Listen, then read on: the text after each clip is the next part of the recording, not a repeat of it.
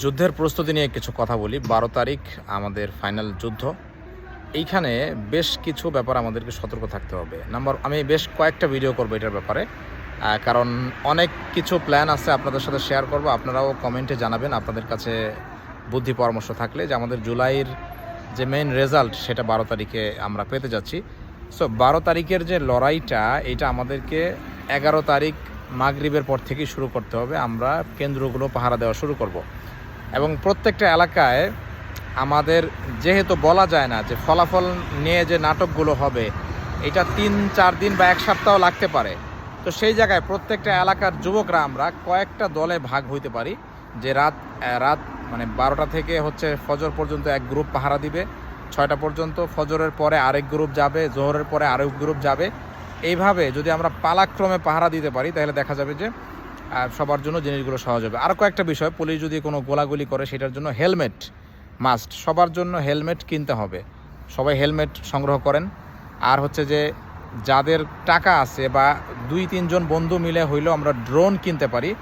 ড্রোনের দ্বারা যেটা হবে যে বাসা থেকে বসে দূর থেকে পুলিশের অ্যাকশনগুলো রেকর্ড করা যাবে, ছবি তোলা যাবে। আরেকটা বিষয় যে সমস্ত পুলিশ হামলা করতে আসে, যদি তারা ওই সমস্ত পুলিশ আপনাদের হাতের কাছে এসে পড়ে তাহলে মুখোশটা খুলে নেবেন। একই সাথে নেম প্লেটের যে ছবি তোলার চেষ্টা করবেন। আরও যেই বিষয়গুলো হইতে পারে সেটা হলো বডিতে বুলেট প্রুফ জ্যাকেট তো সবার পক্ষে সংগ্রহ করা সম্ভব না।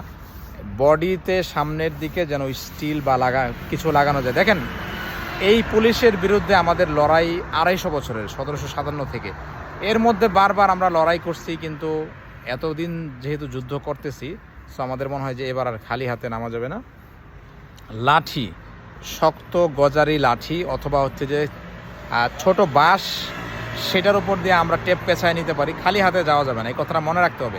আগামীকাল থেকে সবাই যার যার জিনিস, হাতিয়ার প্রস্তুত করেন, অথবা স্টিলের যে পাইপ, যেগুলি স্যানিটারি দোকানে পাওয়া যায়, এই পাইপগুলি 2 হাত লম্বা, প্রত্যেকের হাতে যেন কিছু একটা থাকে এবং তার সাথে থাকবে জাতীয় পতাকা। যদি খালি হাতে যান তাহলে পুলিশ আপনাকে অ্যাটাক করবে। যদি পুলিশ সাধারণত লাঠি ব্যবহার করে, গোলাগুলি ব্যবহার করে, কিন্তু কম সময়, বেশিরভাগ তারা লাঠি ব্যবহার করে।